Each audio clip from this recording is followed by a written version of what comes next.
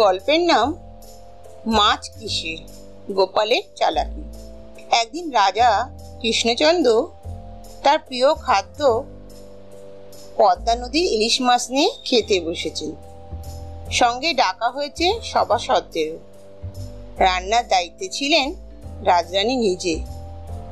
সবাই খাওয়া শুরু করেছে।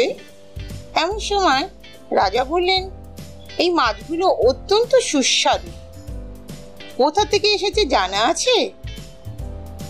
একজন সভাসদ বললেন, মহারাজ, নিশ্চয়ই পূর্ব বাংলা থেকে এসেছে, পদ্মার ইলিশের জবাব নেই। আরেকজন বলল, না না, নদিয়া জেলার জলেই এমন গন্ধ, মাছ এখানকারই। গোপাল মাথা চুলকে বলল, মাছের জন্মস্থান জানা কি এত সহজ? রাজা হেসে বললেন, তাহলে তুমি বলো, এই মাছ কোন নদীর?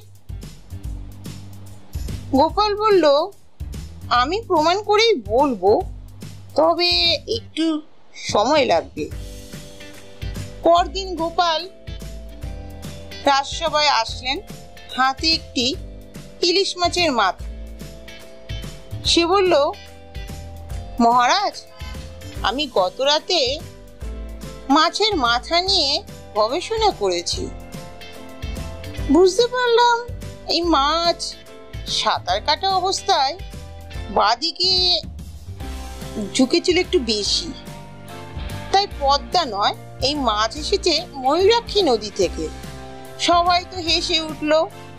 রাজা বললেন, তুমি সত্যি গবেষক গোপাল, তোমার যেমন মুখের বুদ্ধি তেমনি রান্নার স্বাদ বুঝতে চাওয়া।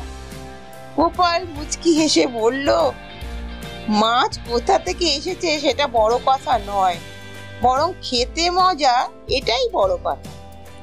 এই রকম ভিডিও দেখার জন্য আমাদের চ্যানেল সাবস্ক্রাইব করুন। ভালো লাগলে লাইক করুন, কোনো প্রশ্ন থাকলে কমেন্টস করুন।